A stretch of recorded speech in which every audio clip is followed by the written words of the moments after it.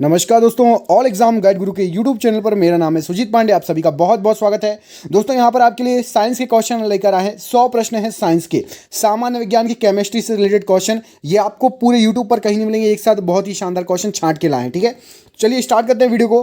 Chemistry शब्द की उत्पत्ति कहाँ से हुई है? तो केमिस्ट्री शब्द की जो उत्पत्ति हुई है वो हुई है आपकी मिस्र से। ऑप्शन नंबर बी यहाँ पर सही आंसर हो जाएगा इस प्रश्न के लिए। क्वेश्चन नंबर 2 देखिए, आधुनिक रसायन विज्ञान का जनक किसे कहा जाता है? तो आधुनिक रसायन विज्ञान का जनक लेवायसिए। ऑप्शन नंबर सी यहां पर सही आंसर हो जाएगा।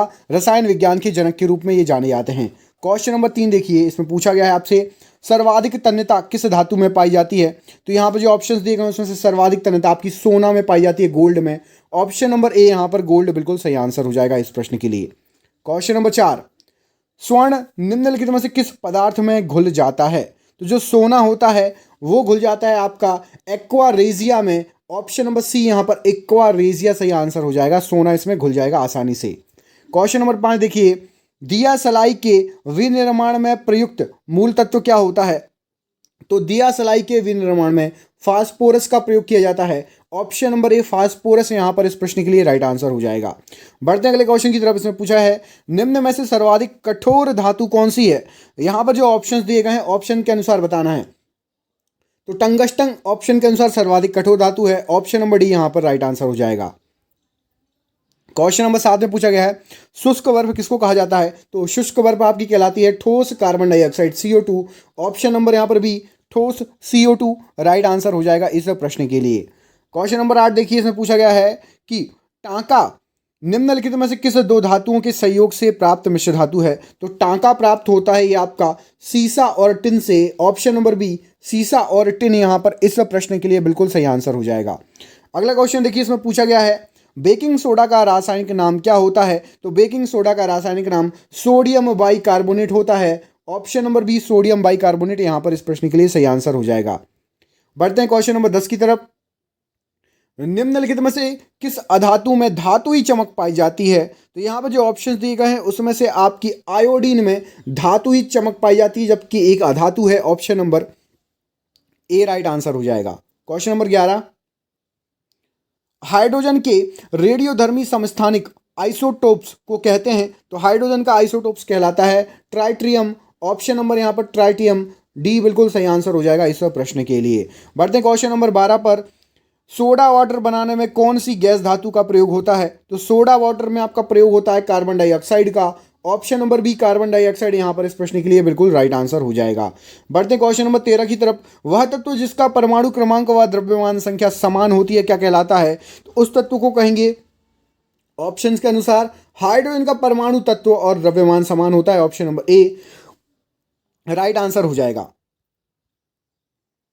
हाइड्रोजन के गैस जार में जलती मोमबत्ती ले जाने पर क्या होगा? तो यदि हाइड्रोजन का कोई गैस भरा हुआ जार है उसमें जलती हुई मोमबत्ती ले जाओगे तो मोमबत्ती बुझ जाती है। ऑप्शन नंबर ए यहाँ पर इस प्रश्न के लिए बिल्कुल सही आंसर हो जाएगा। बढ़ते हैं क्वेश्चन नंबर 15 की तरफ। प्रकृति का सबसे हल्का तत्व कौन सा है? यहाँ पर जो ऑप्शंस दिए गए हैं ऑप्शंस के अनुसार प्रकृति का सबसे हल्का तत्व है आपका हाइड्रोजन। ऑप्शन नंबर सी यहाँ पर हाइड्रोजन इस प्रश्न के लिए बिल्कुल सही आंसर हो जाएगा। बढ़ते हैं अगले क्वेश्चन की तरफ। ये रहा आपकी स्क्रीन पर। इसमें आपसे पूछा गया है भविष्य का ईंधन किसे कहा जाता है?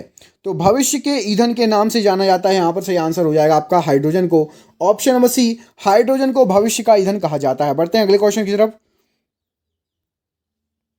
हाइड्रोजन किससे क्रिया करके वनस्पति घी बनाता है? तो हाइड्रोजन जो है वो वनस्पति तेल से यदि आप क्रिया कराएंगे तो वनस्पति घी बनेगा। ऑप्शन नंबर सी यहां पर इस प्रश्न के लिए बिल्कुल सही आंसर हो जाएगा। अगला क्वेश्चन देखिए, क्वेश्चन नंबर 18। इसमें आपसे पूछा गया है वनस्पति घी बनाने की प्रक्रिया को क्या कहा जाता है? तो वनस्पति घी बनाने की प्रक्रिया को हाइड्रोजनीकरण कहा जाता है। ऑप्शन नंबर डी यहां पर सही आंसर हो जाएगा, हाइड्रोजनीकरण। क्वेश्चन नंबर 19 देखिए, गुब्बारों में हाइड्रोजन के साथ मिलाई जाने वाली गैस कौन सी होती है? तो गुब्बारों में हाइड्रोजन के साथ हीलियम गैस को मिलाया जाता है। ऑप्शन नंबर बी हीलियम यहां पर इस प्रश्न के लिए बिल्कुल सही आंसर हो जाएगा।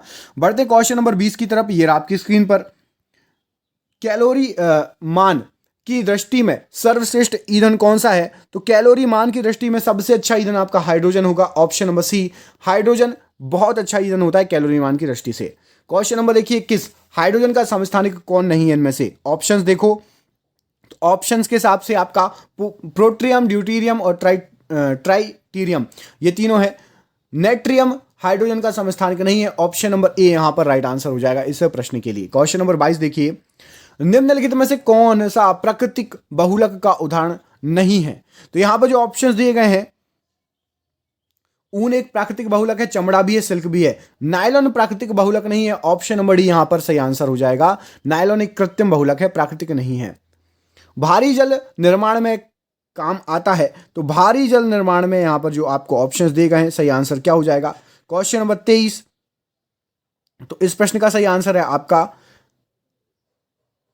1H2। यहां पर ऑप्शन नंबर, यहां पर सभी आंसर गलत हैं। आपका 1H2 यहां पर इस प्रश्न के लिए बिल्कुल सही आंसर हो जाएगा। अगला क्वेश्चन देखिए, ये रहा आपकी स्क्रीन पर, ठीक है। भारी जल का रासायनिक सूत्र क्या होता है? कमेंट बॉक्स में कमेंट करके बताइए। और भारी जल को क्या कहा जाता है? रासायनिक नाम और रासायनिक सूत्र भारी जल का कमेंट बॉक्स में कमेंट करके बताइए। सबसे शुद्ध जल का उदाहरण क्या है? तो सबसे शुद्ध जल होता है आपका अशुद्ध जल। ऑप्शन नंबर डी, अशुद्ध जल सबसे शुद्ध जल का उदाहरण होता है। बढ़ते अगले क्वेश्चन की तरफ। जल का घनत्व सर्वाधिक कब होगा? तो जल का जो घनत्व है सर्वाधिक, वो 4 डिग्री सेल्सियस पर सर्वाधिक होगा। ऑप्शन नंबर बी यहां पर सही आंसर हो जाएगा। अब सर्वाधिक पढ़ लिया है तो सबसे कम भी पढ़ लेते हैं। तो जल का घनत्व सबसे कम कब होगा? तो सबसे कम होगा आपका 100 डिग्री सेल्सियस पर। Option number D, 4 degree Celsius पर सबसे अधिक, 100 डिग्री सेल्सियस पर सबसे कम। क्वेश्चन नंबर 27 देखिए, जल का आयतन सबसे कम कब होगा? तो आयतन सबसे कम होगा जल का जब घनत्व सबसे अधिक होगा, मतलब 4 डिग्री सेल्सियस पर आयतन जल का सबसे कम हो जाएगा। अगला क्वेश्चन देखिए, जल का आयतन किस ताप पर सर्वाधिक होता है? तो सबसे ज्यादा जल का आयतन जिस पर घनत्व सबसे कम और आयतन सबसे ज्यादा, 100 degree Celsius. Option number C यहां पर सही आंसर हो जाएगा। अगला क्वेश्चन देखिए, जल की स्थायी कठोरता दूर करने में क्या काम में आएगा? तो जल की स्थायी कठोरता को दूर करना है तो स्थायी होगा आपका धावन सोडा से। ऑप्शन नंबर सी यहां पर सही आंसर हो जाएगा। अगला क्वेश्चन देखिए, पेयजल में किसके अधिकता से मीना माता रोग होता है? तो पेयजल में यदि मरकरी का अधिकता हो, मरकरी अधिक हो तो आपको मीना माता रोग हो जाएगा। अगला क्वेश्चन देख लेते हैं, पेयजल में किसकी अधिकता से ब्लैक फुट रोग होता है? तो ब्लैक फुट रोग जो होगा वो यदि आर्सेनिक ज्यादा हो जाएगा पानी में तो ब्लैक फुट रोग हो जाएगा आपको। ऑप्शन नंबर डी यहां पर राइट आंसर है। अगला क्वेश्चन देखिए, पेयजल में किसकी अधिकता से इटाई रोग होता है? तो इटाई रोग होगा यदि उसमें कैडमियम ज्यादा होगा, जो आप पानी पी रहे हो उसमें कैडमियम की मात्रा ज्यादा होगा तो इटाई रोग हो जाएगा। अगला क्वेश्चन देखिए, इसलिए बोलते हैं कि भैया फिल्टर्ड पानी पियो, कोशिश करो फिल्टर पानी पीने की, साफ सुथरा जितना पी सको उतना अच्छा है। पानी जितना ज्यादा पियो, जितना अच्छा पियो, आपका सेहत अच्छी रहेगी। 32 देखिए क्वेश्चन नंबर इसमें पूछा गया आपसे कि पेयजल में किसकी, अच्छा ये हो गया 33 पे आ गए हैं, पेयजल में किसकी अधिकता से ब्लू बेबी रोग हो जाएगा? तो ब्लू बेबी रोग होगा, नाइट्रेट की मात्रा अधिक हो जाएगी तो ब्लू बेबी रोग हो जाएगा। Option number D right answer है। क्वेश्चन नंबर 34, सर्वाधिक विलायक किसे कहा जाता है? सार्वत्रिक विलायक। तो सार्वत्रिक विलायक जो होता है वो आपका जल होता है। ऑप्शन नंबर ए सार्वत्रिक विलायक राइट आंसर हो जाएगा। क्वेश्चन नंबर देखिए 35, परमाणु भट्टी में शीतलक या मंदक के रूप में कौन काम में आएगा? तो परमाणु भट्टी में शीतलक या मंदक में D2O ड्यूटीरियम ऑक्साइड, मैंने थोड़ी देर पहले आपसे पूछा भी था, इसको भारी जल बोलते हैं, उसका रासायनिक सूत्र लिखा या नहीं कमेंट बॉक्स में। अगला क्वेश्चन देखिए, भारी जल की खोजकर्ता कौन है? तो भारी जल के खोजकर्ता है यूरे जी। ऑप्शन नंबर सी यूरे यहां पर राइट आंसर हो जाएगा इस प्रश्न के लिए। क्वेश्चन नंबर देखिए अगला, जल का शुद्धतम रूप क्या है? तो जल का शुद्धतम रूप होता है आपका वर्षा का जल, वर्षा का पानी। ऑप्शन नंबर यहां पर बी इस प्रश्न के लिए बिल्कुल राइट आंसर हो जाएगा। जल की स्थायी कठोरता हटाई जा सकती है, तो जल की स्थायी कठोरता Na2CO3 इसको मिलाकर हटाई जा सकती है। Na2CO3 का रासायनिक नाम क्या है? कमेंट बॉक्स में कमेंट करके बताइए Na2CO3 को क्या कहा जाता है। सबसे ज्यादा विशिष्ट ऊष्मा किसकी होती है? तो सबसे अधिक विशिष्ट ऊष्मा आपकी यहां पर जो ऑप्शन दिए गए जल की होगी। ऑप्शन नंबर बी जल यहां पर राइट आंसर हो जाएगा। H2O2 मतलब हाइड्रोजन परऑक्साइड का जलीय घोल होता है, तो हाइड्रोजन परऑक्साइड या H2O2 का जलीय घोल आपका हो जाएगा क्षारीय। ऑप्शन नंबर ए क्षारीय राइट आंसर हो जाएगा इस प्रश्न के लिए। जल के अणु का आकार कैसा होता है? तो जल के अणु का आकार आपका वी आकार का होता है। ऑप्शन नंबर सी यहां पर सही आंसर हो जाएगा वी आकार। निम्न में प्राणवायु किसे कहा जाता है? तो प्राणवायु कहा जाता है ऑक्सीजन को, O2 को। आप सभी को पता है ऑप्शन नंबर बी प्राणवायु होती है, O2 को कहा जाता है। हम उसी के कारण जिंदा हैं। अगला क्वेश्चन देखिए, ऑक्सीजन का परमाणु क्रमांक कितना होता है? तो ऑक्सीजन का परमाणु क्रमांक होता है 8। ऑप्शन नंबर सी यहां पर सही आंसर हो जाएगा, 8 होता है ऑक्सीजन का परमाणु क्रमांक। आग लगने के लिए आवश्यक गैस कौन सी है? तो आग कहीं लगनी है तो O2 ऑक्सीजन होनी चाहिए, तो आग लग सकती है, O2 यहां पर राइट आंसर हो जाएगा। अगला क्वेश्चन देखिए, कृत्रिम श्वसन में ऑक्सीजन के साथ मिलाई जाने वाली गैस कौन सी है? तो कृत्रिम श्वसन में ऑक्सीजन के साथ हीलियम मिलाई जाती है। जो गोताखोर होते हैं, नीचे जाते हैं समुद्र के अंदर, डीप डाइवर जिसको बोलते हो, तो वो ऑक्सीजन के साथ जो सिलेंडर यूज करते हैं उसमें हीलियम भी मिली रहती है। वेल्डिंग में ऑक्सीजन के साथ काम आने वाली गैस कौन सी है? तो वेल्डिंग में ऑक्सीजन के साथ यहां पर ऑप्शन नंबर सही आंसर हो जाएगा आपका, एसिटिलीन गैस को मिलाया जाता है। ऑप्शन नंबर सी यहां पर राइट आंसर हो जाएगा। क्वेश्चन नंबर देखिए 48, ऑक्सीजन गैस है कैसी? तो ऑक्सीजन जो गैस है वो एक जलने में सहायक गैस है। ऑप्शन नंबर डी जलने में सहायक गैस राइट आंसर हो जाएगा। हाइड्रोजन व ऑक्सीजन की क्रिया से क्या बनता है? तो हाइड्रोजन और ऑक्सीजन की यदि आप क्रिया कराएंगे तो उससे जल बनेगा। ऑप्शन नंबर बी जल यहां पर राइट आंसर हो जाएगा। बढ़ते अगले क्वेश्चन की तरफ। इसमें पूछा गया है ओजोन गैस है, तो ओजोन जो है एक त्रिपरमाणुक गैस है। ऑप्शन नंबर सी से आंसर हो जाएगा, O3 होता है ओजोन, त्रिपरमाणुक गैस O3। अगला क्वेश्चन देखिए, भूमिगत सुरंग की वायु को शुद्ध बनाने में क्या काम में आता है? तो भूमिगत सुरंग की वायु को शुद्ध बनाने में ओजोन काम में आती है। ऑप्शन नंबर यहां पर बी बिल्कुल राइट आंसर हो जाएगा, ओजोन।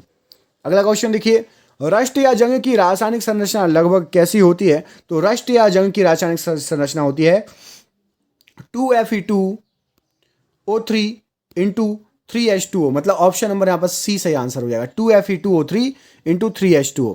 अगला क्वेश्चन देखिए, हाइड्रोजन की खोज किसने की? तो हाइड्रोजन की खोज करता है आपके हेनरी कैवेंडिश। ऑप्शन नंबर यहां पर भी हेनरी कैवेंडिश इस प्रश्न के लिए राइट आंसर है।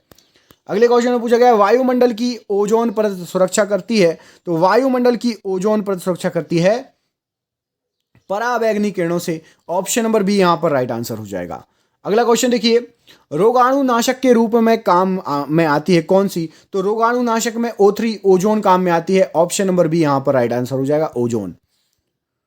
निम्न में लाल दवा कौन सी है? तो लाल दवा को जाना जाता है KMNO4, ठीक है, ए नहीं है, KMNO4। कमेंट करके बताइए इसको क्या बोलते हैं, KMNO4 को कमेंट बॉक्स में कमेंट करके बताइए। अगला क्वेश्चन देखिए, किसी यौगिक में ऑक्सीजन का जुड़ना क्या कहलाता है? तो किसी यौगिक में ऑक्सीजन यदि जुड़ जाए तो उसका ऑक्सीकरण हो जाता है, ऑक्सीकरण कहलाता है। ऑप्शन नंबर बी यहां पर राइट आंसर हो जाएगा। अगला क्वेश्चन देखिए, निम्न में से किसे गर्म करने पर ऑक्सीजन गैस प्राप्त होगी?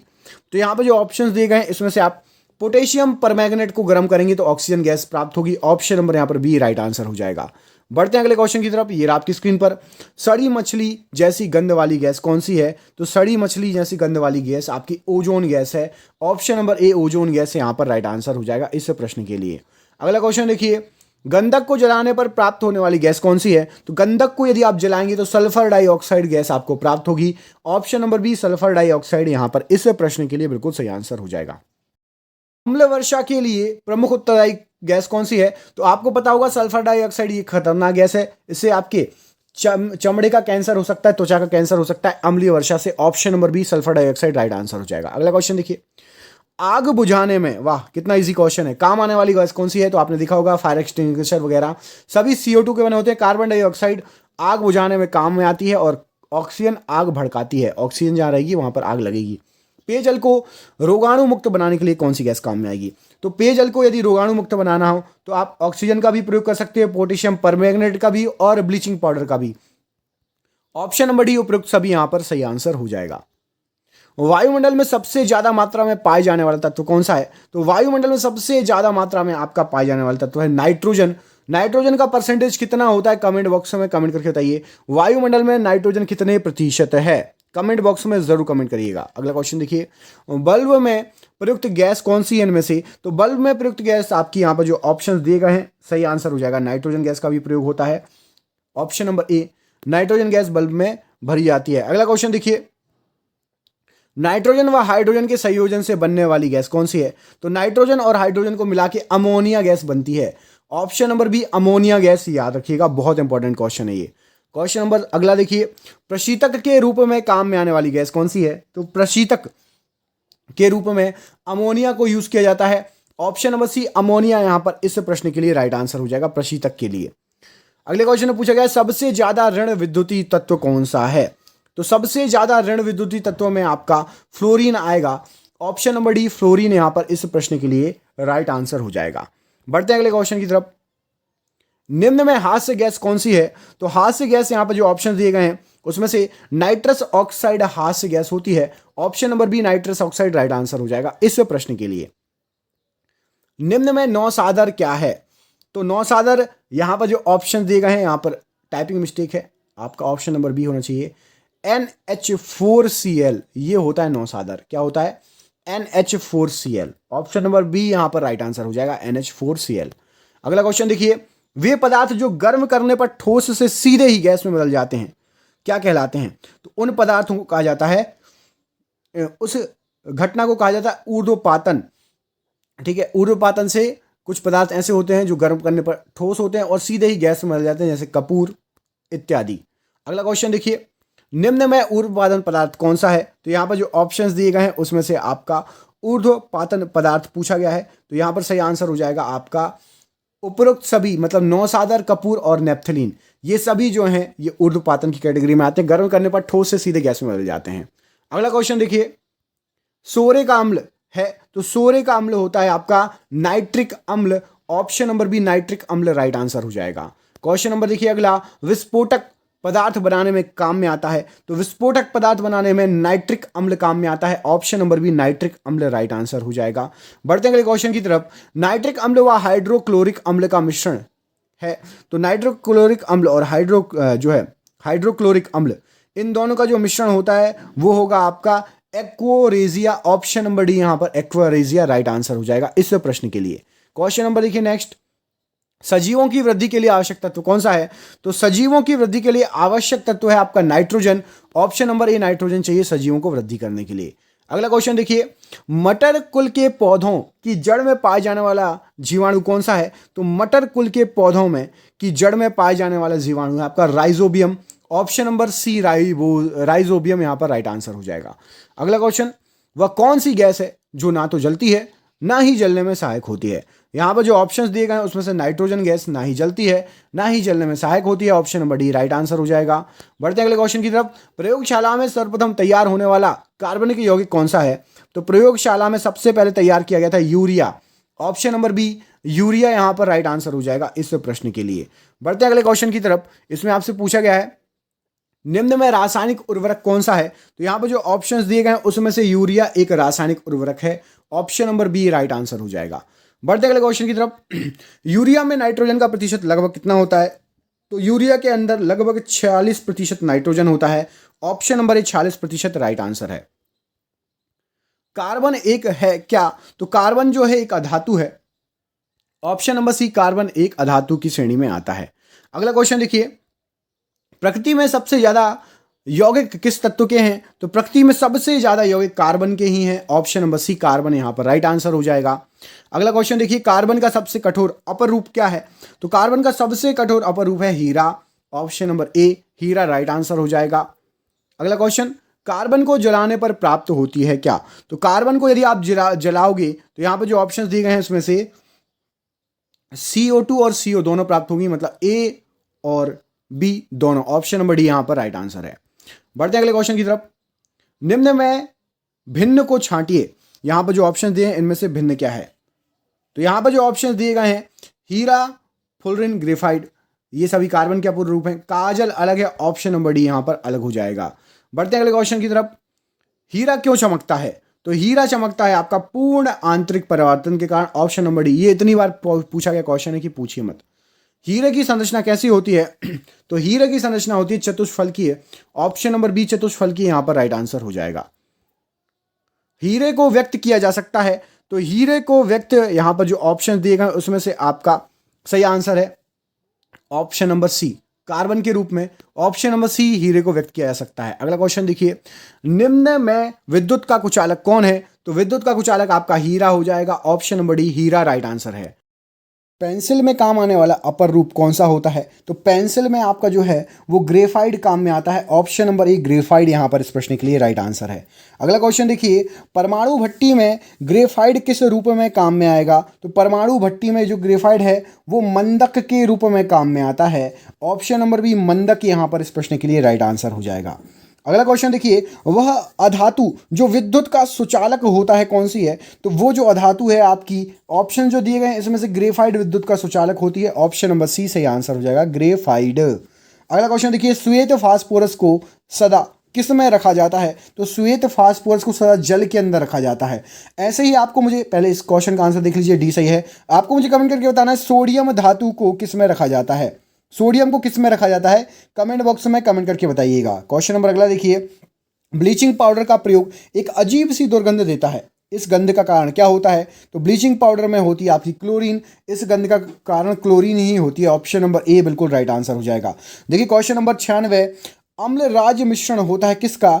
अम्ल राज आपने सुना होगा, ठीक है, अम्लों का राज वो मिश्रण होता है आपका 3HCl + 1HNO2। ऑप्शन नंबर यहाँ पर ए इस प्रश्न के लिए सही आंसर हो जाएगा, अम्लराज के लिए। क्वेश्चन नंबर देखिए 97, मायोग्लोबिन में कौन सी धातु होती है? तो मायोग्लोबिन में आपका लोहा होता है। ऑप्शन नंबर डी लोहा यहाँ पर इस प्रश्न के लिए सही आंसर हो जाएगा। बढ़ते हैं अगले क्वेश्चन की तरफ। 98, सोने को घोला जा सकता है, तो सोने को हाइड्रोक्लोरिक अम्ल तथा नाइट्रिक अम्लों के मिश्रण में आप घोल सकते हैं। ऑप्शन नंबर सी यहाँ पर राइट आंसर हो जाएगा। क्वेश्चन नंबर 99, लेड पेंसिल में लेड की मात्रा कितनी होती है? तो लेड पेंसिल में जो लेड की मात्रा होती है वो होगी आपकी 0%। नाम के लिए रहता है लेकिन लेड पेंसिल में लेड नहीं रहता है। ग्रेफाइट की संरचना कैसी होती है? तो जो ग्रेफाइट होता है वो होता है आपका षटकोणीय। ऑप्शन नंबर सी षटकोणीय यहाँ पर राइट आंसर हो जाएगा। क्वेश्चन नंबर 101 भी देख लो, फुलरिन की संरचना कैसी होती है? तो फुलरिन की संरचना आपकी हो जाएगी, यहां पर सही आंसर हो जाएगा, फुलरिन होता है आपका गुंबदाकार। ऑप्शन नंबर डी गुंबदाकार यहां पर इस प्रश्न के लिए राइट आंसर हो जाएगा। ये हो गए आपके प्रश्न पूरे 100। दोस्तों यदि वीडियो अच्छा लगा तो शेयर कर दो। यदि आपको ऐसे ही वीडियो चाहिए तो प्लीज वीडियो को शेयर कर देना, वीडियो को लाइक कर लेना, चैनल पर पहली बार आए चैनल को सब्सक्राइब कर लेना। मिलते हैं अगले वीडियो में, तब तक के लिए अपने ख्याल रखिए। आप सभी का बहुत बहुत धन्यवाद दोस्तों, आपका दिन शुभ हो। बहुत बहुत धन्यवाद।